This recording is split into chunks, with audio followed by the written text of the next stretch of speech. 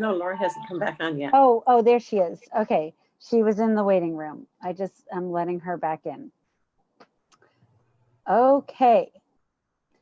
So we are all here. Sorry, Lori, I'm doing the back end tech. I need a tech person. Lori, just so you know, we're live. Yeah, we're live. And okay. All right. So we are live. We are doing a different medium tonight because Facebook wasn't our friend, but we can still share this on Facebook. So we're live on YouTube. And let me just share what we're doing tonight. So the goal of tonight's session is to help parents make informed decisions about their children and returning to school or not returning to school during a pandemic. And I have the fortune of being connected to veteran homeschoolers who have unique insights about what it means for students to learn, socialize, and know so many things about preparing for success in the world without the full support of schools. And today we'll hear insights from those veteran homeschoolers who have taken this path with their own children. And I do want to preface this and acknowledge that this is not for every family. We are talking today about families who are involved, loving, and non-abusive. And I also want to share that if you choose this path, it's not like you have to choose this path forever. You're not locked into it. Try it if that feels right to you. And you can then go into a different path. You can always change your mind depending on what works best for your family. And today we are going to focus on the topic of what if my child falls behind, which has been dubbed the pandemic slide. And also, doesn't my child need the structure of school? So that's kind of what we're going to be focusing on. And I have super capable and smart people who can talk to us about that. So just to give a little structure, I think what we can do is if you want to share and you're ready, like maybe just put your hand up and we'll say, okay, go.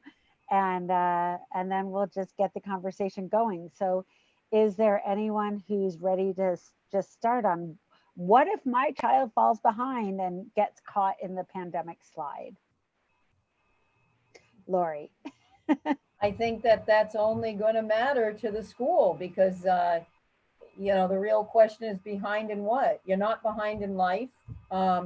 If the child is doing remote learning, then if they can't keep up with that curriculum, then they're going to get behind only in some sort of abstract curriculum designated by the school, but that doesn't mean that they're behind in any way intellectually, creatively, or developmentally or in life, because education is an ongoing lifelong process. We never stop learning. So there really is no such thing as getting behind. You can learn traditional academics in a very short amount of time. There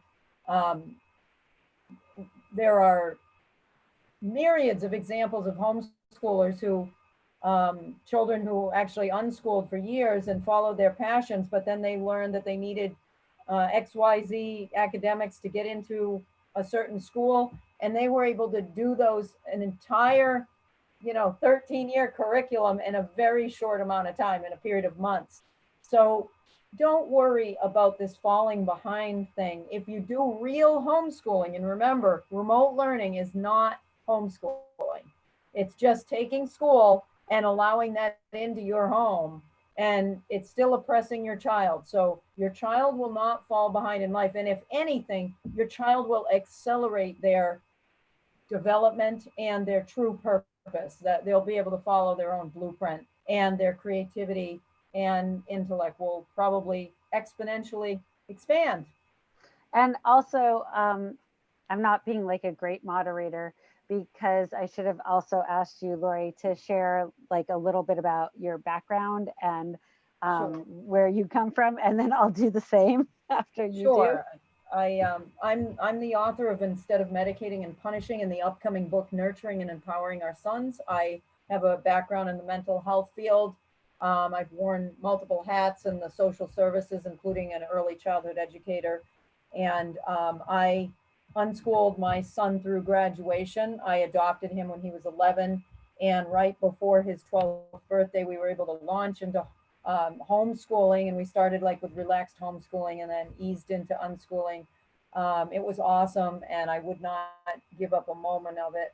And I am available for consultation. I have very limited availability right now, though, because I take a lot of, I'm very busy. I have a contract, and I'm also actively editing my book, my second book. So, but I am happy to help families who are going through this idea of, gosh, should we do this or not? And, you could look up my book or watch my free videos on YouTube, on my YouTube channel, Laurie A. Couture. And we'll drop some links. I'll make them in a easy way to find everything. And I'm Lisa Nielsen.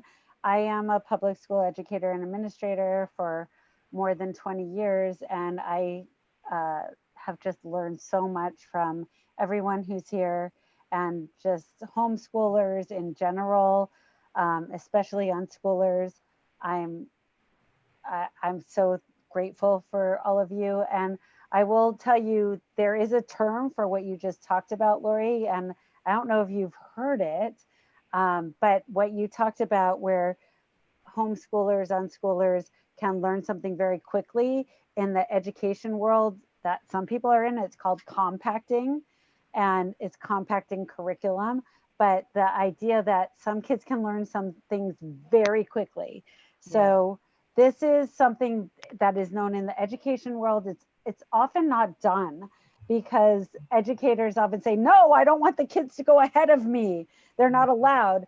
But in more progressive school models, like the school-wide enrichment model, they allow kids to go ahead, and it's called compacting the curriculum. And those kids can move ahead and learn really quickly. But in general, in public school, that's often not allowed. So families have this unique opportunity to allow their kids to completely compact the curriculum and go ahead and dive deep into not everything, because they might not care about everything, but certain areas that they love, they can do that. So let's go on to Cindy or Julie. And let me properly ask you to say who you are, what your background is, and then just talk to the question of what if my child falls behind? Okay, I'll take the next one. My name is Cindy Gaddis. I have home unschooled all 7 of my children. They are now all adults from the beginning, and they're 5 by birth, 2 by adoption, 6 boys and 1 girl. And I authored a book called The Right Side of Normal. All of my kids are right brain creative learners. I am a left brain learner. And so I had to figure out why were these kids learning so differently than what I liked. I liked school. Give me lots of worksheets and I loved it. And these kids were not doing it. So I had to figure out what that was. And I ended up writing a book about it. I also offer consultations and such at my website, at The Right Side of Normal. Because there's a right side of normal and a left side of normal. My husband came up with that idea. I thought that's such a good idea. Because it's usually right brain people are the ones labeled with learning disabilities, dyslexia, ADD. There's actually nothing wrong with them. They just are different learners. Yep. They're a right brain side, so that there is a right side of normal too. But anyway, as for the question about sliding, I have so many examples. Because I also decided 3 years ago to open a learning center. So this pod that everyone is doing, I've kind of done that. I brought in 8 to 10 young people would come to my place, and we would do like unschooly kind of things for 4 hours a day. So one example. So let's talk about the young children. I have my 5-year-old. I was pregnant with number 4. He was 5, so I thought he looks bored. I'm going to put him in a progressive preschool. I put him in this progressive preschool halfway through the year, so it was January. About a month in, the teacher came to me and asked what preschool he had transferred from, and I said he'd never been to preschool. Well, she had misunderstood. She thought he must have transferred, and she went on to tell me that he came in mid-year where everybody knew each other for the last 2 years in the same progressive program. He was immediately the leader. They all looked to him as the leader. They all loved playing with him. He made friends with everybody. And she said he was the best problem solver of everybody, that he could actually solve his own problems. And she was shocked to know it was just from a regular home that he had learned these things. So that really told me right from the start, you know, here they were in all these progressive programs through this university, and yet my son knew more than they did. So your home is equipped, if you are one that is a loving home, as Lisa said, that you're facilitating things, you're bringing in interesting things, they're going to learn because you're going to answer their questions, you're going to read aloud to them. They are learning, they are going to grow even without plugging into the curriculum. So if you're I'm listening to these 5, 6, and 7-year-olds, they're saying they're asking them to be online from like 8 o'clock in the morning till 3 o'clock p.m. And everyone's knowing that doesn't sound right.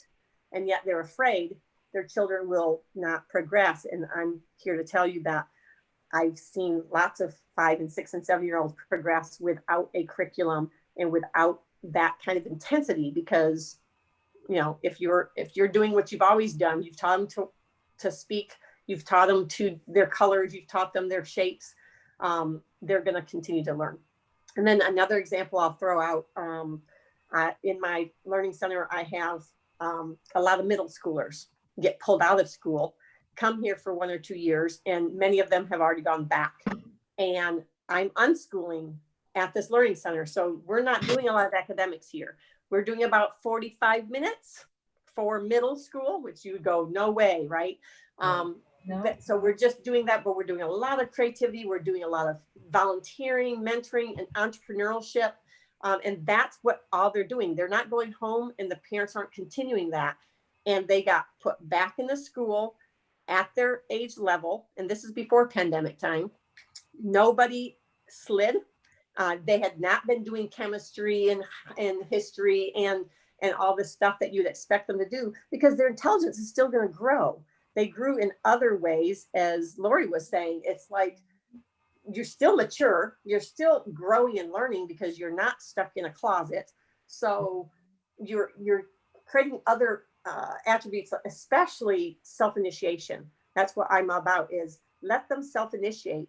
Let them be excited about learning again. If you can kind of take back what I call a soft reset for a minute and let them love learning again, let them get excited about a project that they're creating, they will create so many other synapses and other soft skills like perseverance and the attributes that you need to be successful as a student.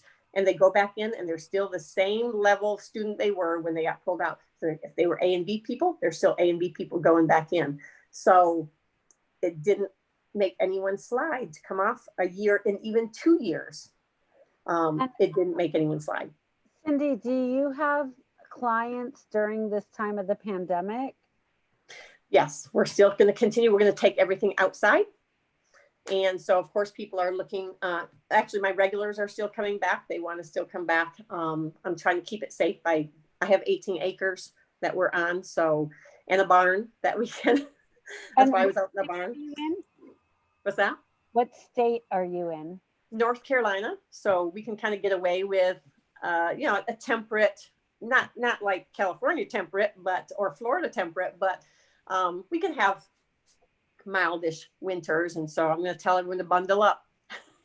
So I just learned, I wrote about the idea of doing learning outdoors, but I recently learned in the 1920s in New York City, because of, I believe it was tuberculosis, they did outdoor school for like a whole year.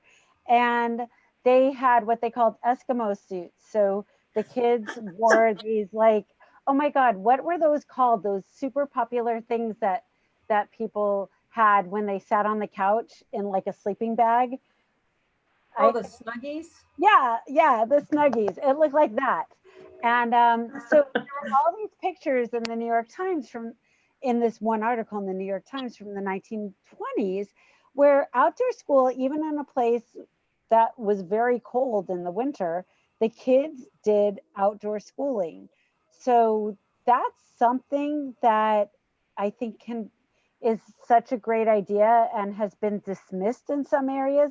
And there's so many ways to make it happen, like getting tents, getting snuggies, which were called Eskimo suits in the 1920s, that they're innovative and we're not thinking of those opportunities. And even like heat lamps or fireplaces or whatnot, especially in something like what you're doing, Cindy, that could be super safe and enables students to learn really well. And you learn a lot by being outside. And, you know, there's goodness, obviously a yeah. whole thing of information out there saying that we've, you know, since we've gotten away from being outside as children, that they are, you know, lacking the things that come with being active. And Well, that's being where outside. children are supposed to be, is in nature. That's what nature intended, you know. Yeah. So even before the pandemic, half the time they spent outside doing things, building things and creating things and interacting with each other. It's really cool. It's fun. So Julie, I know you have things you want to share. Yeah, I want to say that Lori really covered a lot of what I was going to say. For sure, it's very, very common for homeschooled, unschooled kids to figure out somewhere 14, 15, 16 that they've got, you know, some sort of goal, 17, 18, whenever, that they've got a goal in mind, and they set that goal and they decide to have you know, certain academics to get to where they got to go. And then, you know, they could do that at community college. I mean, a lot of kids graduate from community college without the requisites, the prerequisites to get to them where they need to be in college. And so there are ways to get to that starting point where they can then move on into, you know, university, if that's their goal or whatever. You know, they are typically used to figuring out what it is that I need to do to get to my goal, and let's do that. You know, that's the default mode. And so yeah, it's a common route for families with kids who are homeschooled to see them maybe even have an associate's degree by the time that they're 18 and ready to transfer to a four-year university with, you know, half the debt, you know, like it's there's a lot. I mean, I'm sure we're all aware that the benefits that community college can have for any child, not homeschooled or not, who stays at home, starts there, and then, you know, finishes off at a university. So there are definitely ways to catch your kid up if you think they've fallen behind. But as Lori mentioned, that's also just within the construct of the school system. It's not like they've fallen behind in life at all. If anything, they've gotten probably further ahead from their ability to have time to explore their own self, you know, to get to know themselves, to get to know how they, you know, work in this world, and, you know, their place in this world. That all that kind of learning is so important, especially in the adolescent teen years. So yeah, and oh, by the way, my name is Julie, and I am a former public school teacher who is a homeschool, unschool mom, and I have a teen and a tween at home, and in the San Francisco Bay Area. So that's my background too. But yeah. Thank you. So, so we've all shared a little bit, and the other question so many people have is, but school gives my child structure, and if they don't have school, then if, you know, when eventually they're going to have to wake up and get a job, and they need that, and they have to get up at whatever, like 6 in the morning, and if they're not in this school environment, how is that going to work out? So what do people whose kids haven't done the normal school structure have to share about that? Lori. I think that the real definition of unschooling is whatever your child needs to thrive. There are all kinds of definitions, but really it's nature imbues each child to know what he or she needs. And some children do need more structure, and some children need absolutely freedom with abandon. And it's important to know what your child needs and then build whatever, around them, whatever they need, whether it's more structure or less. That is completely within unschooling if that's what your child needs. But that's very different than school structure, which is not really structure. It's totalitarianism, really. It's a form of control. It's a form of homogenizing everybody into an adult structure, or really sort of almost like a corporate structure, and saying, well, Or not even, it's a military structure because they're it's very militant. It's factory. It's based in the military and factories. When I'm in And a school and I hear that, I'm just like, ah.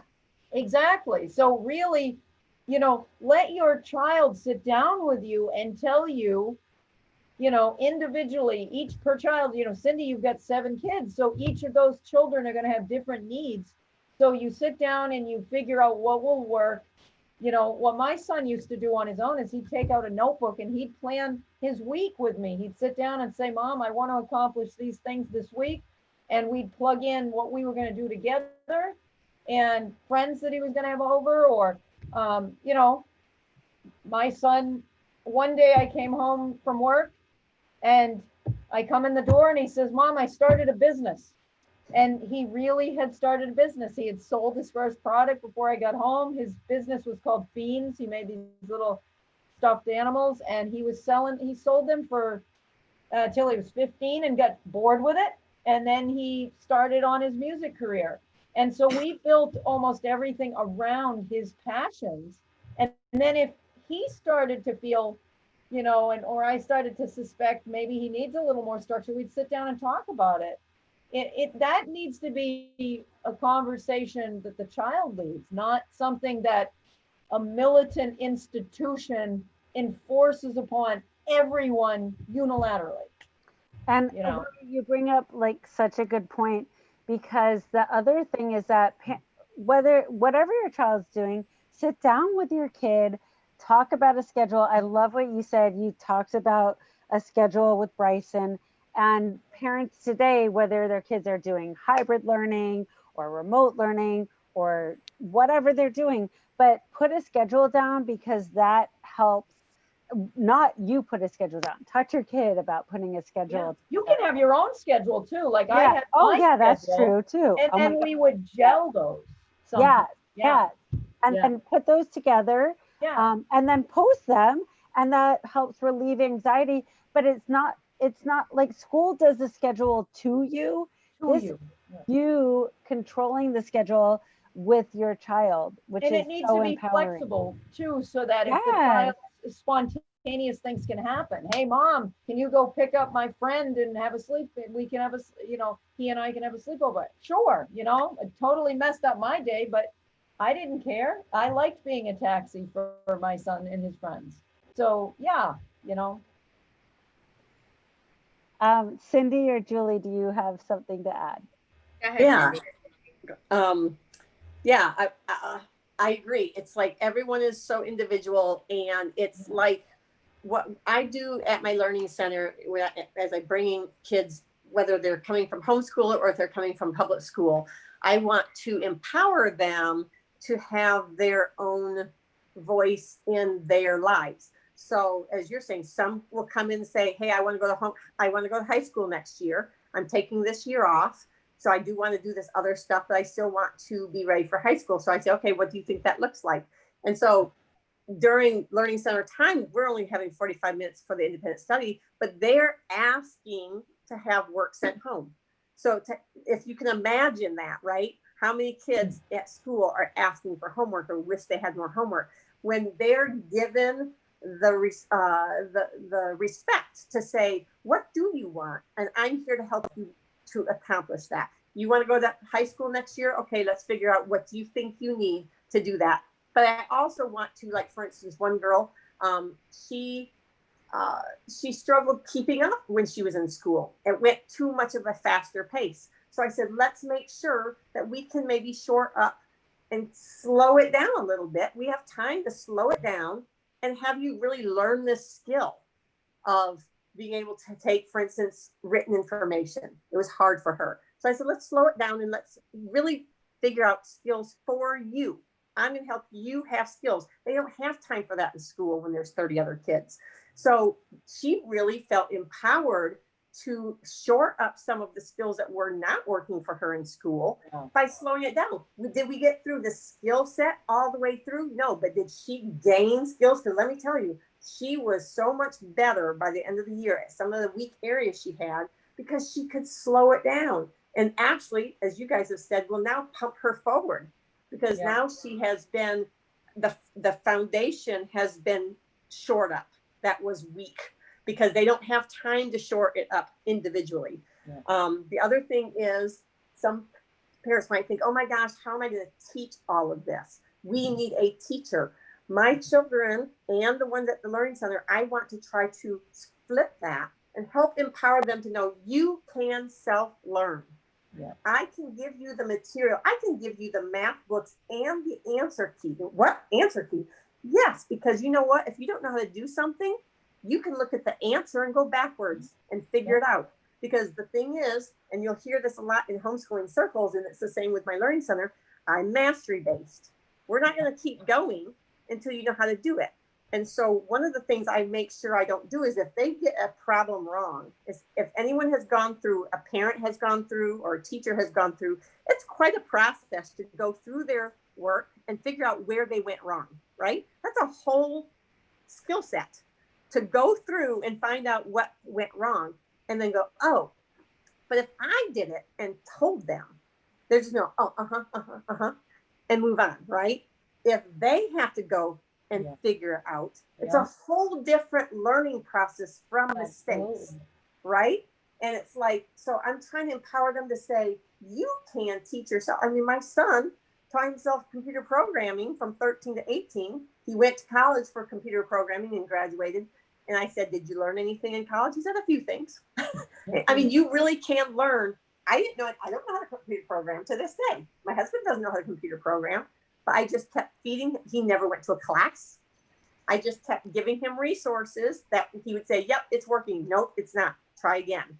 And we just keep finding resources. My daughter taught herself to write novels by reading people's who are novelists and reading novels from or self-help books from novelists who wrote how to write. In other words, learning from the actual people who are writing. So the other thing I want to help you understand is that you can flip that and say, and empower your children to say, what do you want to learn? How do you want to learn it? And give them the resources, and they will be building. They gain so much confidence that way. So when these kids are going back to school, they have so much more confidence than when they came to me.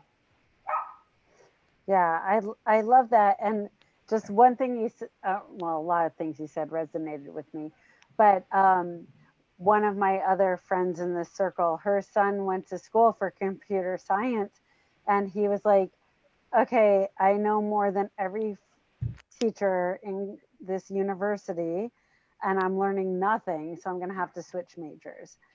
And that was a little sad, and I understand. And when I was in college, which I guess was a little while ago, I loved education technology, and no one knew anything about education technology. There was no program for it.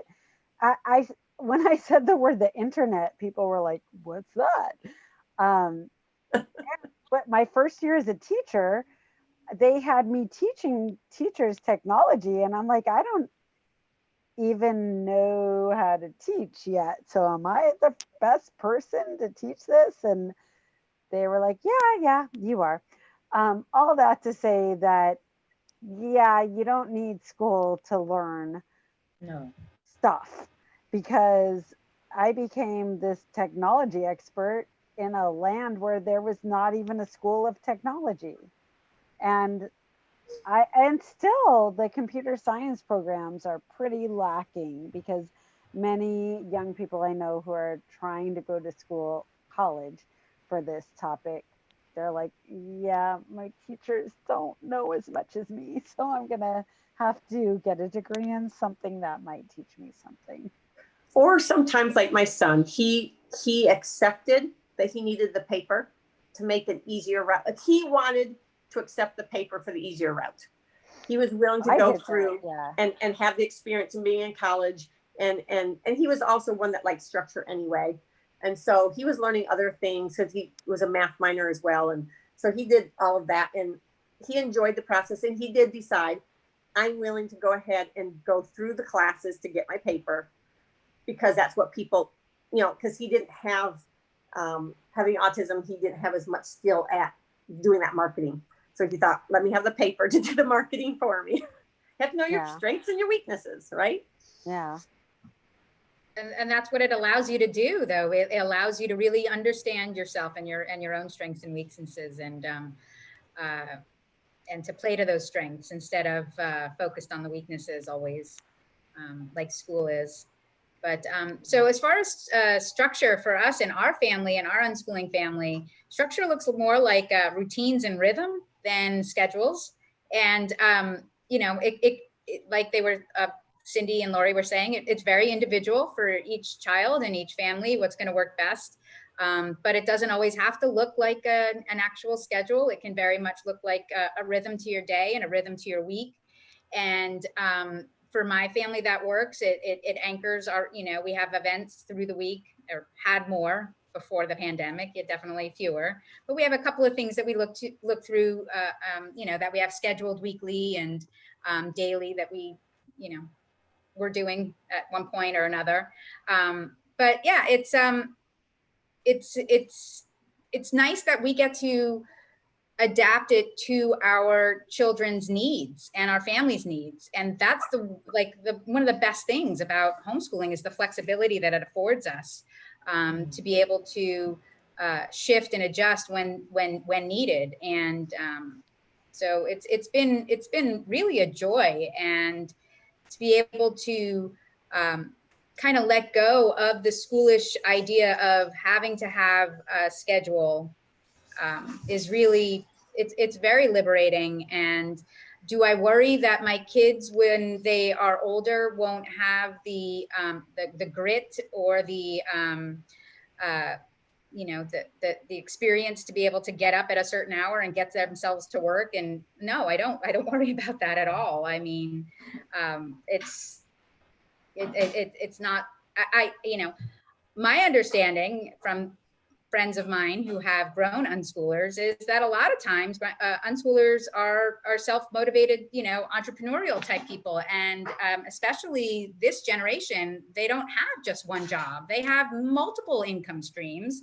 They are doing creative things. They are doing, you know, typical work things. They are, you know, they're private consulting. They're doing so much. So, you know, work doesn't look like it used to for when we were in college. And so, you know, we're educating for the 21st century here. Go ahead, Lori, tell me, what do you got on your mind? I was just going to say that, people, I think they don't appreciate that kids also, when they're empowered, then they can go into careers that meet those needs that they have for their schedule. There's no law that says you have to get up at a certain time. So this, you know, this lifestyle that we gift to our children allows them to be able to pick those careers that will fit best within their needs. Absolutely. And it's all that choice is so empowering, so that they feel that they have, or not only feel, but they have that agency to do these things. And because it's their choice, they're more committed to it, as opposed to the person who has it imposed upon them, who's, you know, dragging their feet to work every day or to school every day, whatever, and making it, you know, this is my choice. I'm coming. I'm showing up because I want to show up. I want to be here. This is, you know, and I think when you speak with college professors, they recognize that in the homeschooled population, they recognize that those students are there to learn, to, you know, they have an end goal, and, you know, some of the other students are really there just to have a, you know, a 4-year pre-work vacation type thing. Yeah, and I also think, like, I spent my teenage years in Las Vegas because that's where my family moved.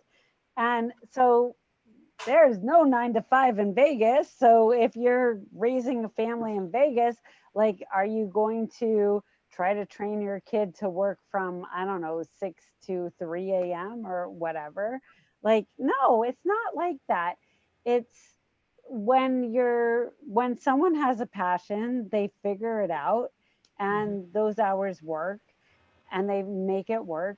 And myself personally, sometimes my most brilliant hours are at 3 in the morning, and to try to fit kids into uh, this time schedule that is often like 7 a.m. to 3 p.m. It's very unnatural and just forced and fake, you know. So now parents can experiment with something different and feel, I mean, not, it's not just parents, it's adults too. Like, you can feel your natural flow, and that's super cool and powerful.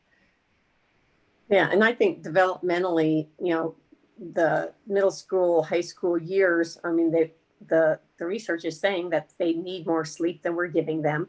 There's a time when my kids are all adults, they wake up in the morning, if that's the type of job they chose, that they don't have a problem with it. But that's why I started my learning center at 10 o'clock, because I want them to have the sleep that they need.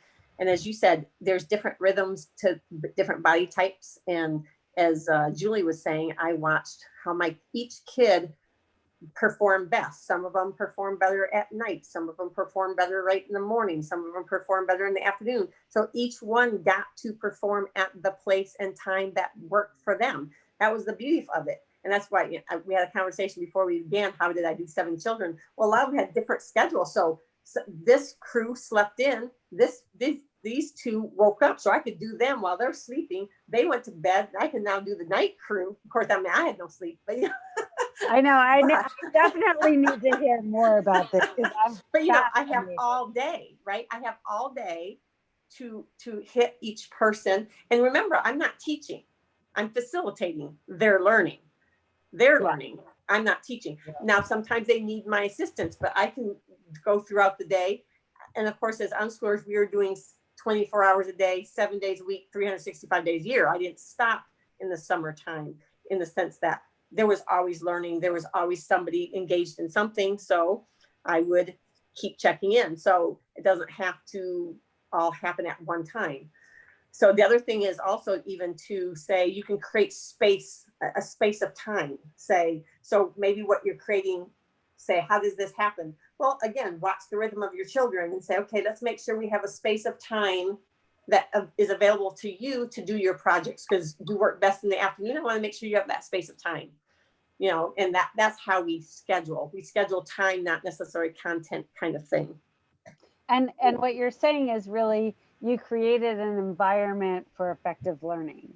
Yeah, throughout the day. There was not a, or enabled it. You enabled an environment, because I'm sure at some point you helped your children or students create their own environment for effective learning. So right. You created a space where effective learning could happen. Yes, and same with the Learning Center. I'm bringing kids out of school who don't know how to do it. I'm surprised what they don't know. And I'll say, I'm going to give you space and time to learn how you learn.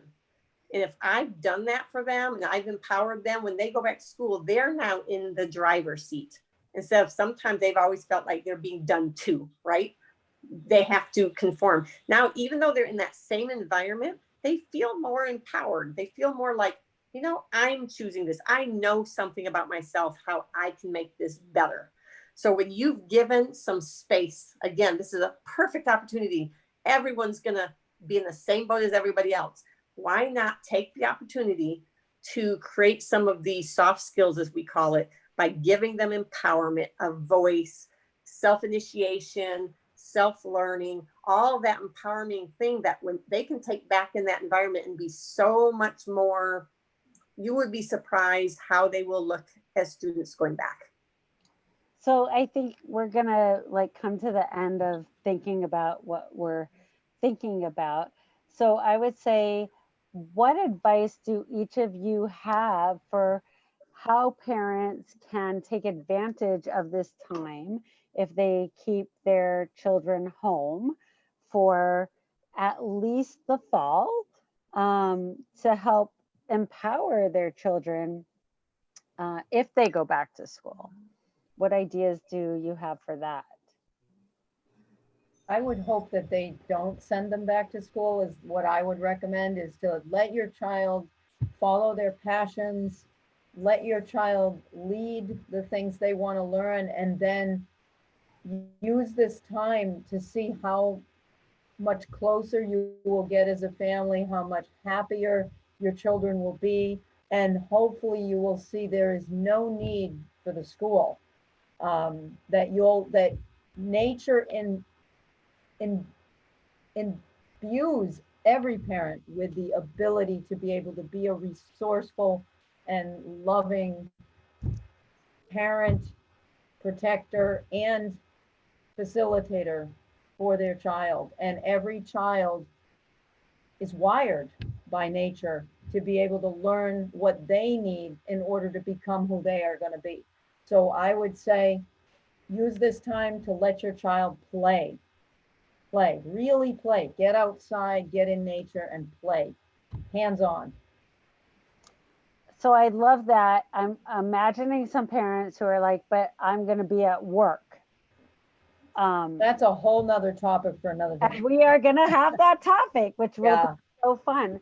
But I would say, I just want to say this for parents who have kids who are at an age where they don't need the childcare piece of it, that when you are supporting your child in the ways that Lori said, it doesn't have to be 9 to 5. You can do what Lori talked about from 6 to 11 or something. Your child can stay up late and your child can sleep late. So we're going to do a talk about if you have a working parent, but if you're, it can be flexible, and like, don't think about the regular hours, because we need to think out of the box, is all I'm going to say on that. Okay, so last thoughts, Julie, or I guess Julie and then Cindy. Sure. I just want to touch on what Lori was saying about the play thing. Absolutely. I recommend the same thing. There's evidence out there that free play, unencumbered free play is what helps children develop their executive functioning skills better than anything else out there. So, that's a thing that you're concerned about, then do more of that. For parents, and again, like Lori, I also hope that parents realize that they can do this on their own and they're empowered to do so. For the parents who are hoping to be able to do this long term, I really strongly recommend finding out more about deschooling and learning about that whole process. And for those who think that they are going to want to just put their kids back in, and they're still worried about academic slide and structures and routines, I just want to say you're in the same boat as everybody else. So you're in the same boat. So, everyone's going to have a slide. Everyone's going to have a slide. So you're not getting behind. You're good. You're all good. Yes. And I say, I always say this word, soft reset. It's a great opportunity to have a soft reset. Infuse back in the love of learning by giving them power to make choices of their own learning, playing, as they say, especially when the younger set, but even the older sets. Einstein said he feels that because he was a late bloomer, he held on to his ability to play. And so he played in his mind in order to make these theories that became these, deep thinking. So play, we think of superficial and shallow. Play can be very in-depth and very complex. So, everyone it's releasing their mind to be creative and innovative and playing with their own projects and their own interests. Let them have that ability to feel empowered and to be able to play. And there was something I was going to say. Oh, what was it? I might have lost it. I lost it. Hey, when that happens. But now I forgot what it was. Later when it comes back to you. And Yeah, type it you'll in. think of it as soon as As it soon ends. as we hit stop, but maybe we'll not hit stop for another couple seconds. She can add it in the comment section. And you can add it in the comments, yeah. But I mean, the other thing is just, as you've all alluded to, if you want to learn something, like, actually, kids learn stuff by looking on YouTube. And I shouldn't say kids, people learn stuff by looking at YouTube, by talking to others. And this is something we've all talked about. We all, well, I don't know if you all went to school, but I went to school, and I don't remember anything I learned in school Yep. at all. Pretty much. I do This is what remember. I tell parents all the time. Yeah. Exactly. I have Pretty this much. You didn't learn anything. I But I asked remember one class, which was typing. That's the only class I remember. Well, Me, and then- it was art. I ask parents to think about what it is they do remember, and they remember things like project-based learning experiences, things where they were collaborative, and they remember the classes where they maybe had a special attachment to the teacher, and they remember the things they were actually interested in, the things that they felt that they needed. You know, maybe you felt like, I need typing and I'm really going to pay attention, so I'm going to really, you know, I want to know this. You know, there's a level of choice. I wanted to beat that boy to the left of me and type more words per minute than him. That was my That's valid. motivation, but it worked out for me. For sure. Yeah, we don't remember very much at all from our schooling, do we? That was No. it. I can't. It was the social scene that was big for me. When I, you know, that's all I cared about, you know, as a teenager, you Yeah. know. And I interviewed my best friend because she said, like, high school was so important for socialization. Oh. And I wrote an article about it. And I was like, how do you socialize? Like, we weren't allowed to talk in class and whatnot. Yeah, it was And then always outside. Yeah, Yeah. so the article was like socializing in the halls. It was just when you were outside of class, that's how you socialize. That's right. So we should spend more time in the halls, That's perhaps. right. Yeah. But there were also a very specific way you needed to act and be in order to be in the social circles that you needed to be. Oh, I mean, yeah. it was a very narrow, in fact, I remember very telling narrow. my kids this, that, like, when you're in school, you have to pick who you're going to be. I decided I was going to be the funny one, right? Everything. You get one pick. And I told my kids, I said, the thing about being homeschooled is you get to be all of you. So we were in this particular group one time with a lot of public schools and then my child. And we did that one thing where everyone has to write a description about everybody. So they would pass it around, and the funny one had all words for funny, and the friend one had all sorts of words for friend, and the artist had all sorts of words for artist. But my son had 3 different words. And I said, everyone else just had one kind of description. It's because they have to pick, and they get very good at that to fit in to what they need to do. And we actually are whole people. And what do you do when you get out of school? You go to find yourself, right? I've got to find myself, because we have given ourselves away to fit into the mold of the socialization that goes on in school to survive it. And I was successful. I was in sports. As soon as you're good at sports, you're in, right? I mean, that's just the way it is. So there are certain ins. I was in because I had that. I didn't have to work hard for it. I still hid parts of who I was to be part of that. Just one little question, and then we'll end it. Yeah, I was just say I got to cut out in about a minute here. So yeah, please go. no, I was just going to say I need to leave. Okay. I was just going to end it, but I had it. It's probably a whole other topic, so I'll just list this as another topic for the future. But how do you do? I'm not even going to ask this question. I'll say in the future we'll discuss how do you do sports if you're a homeschooler or you're not in school. Yeah, that's what I'll leave it with. Yeah. It's a good topic. Yes, because you do, and sports and other things. Thank you, everybody. It's so fun and enlightening to talk to you all. Have a great night. I will post this on Facebook as well. And thank you so much for helping me and other people get smarter. Bye. Thank you. Good night. Good night. See ya.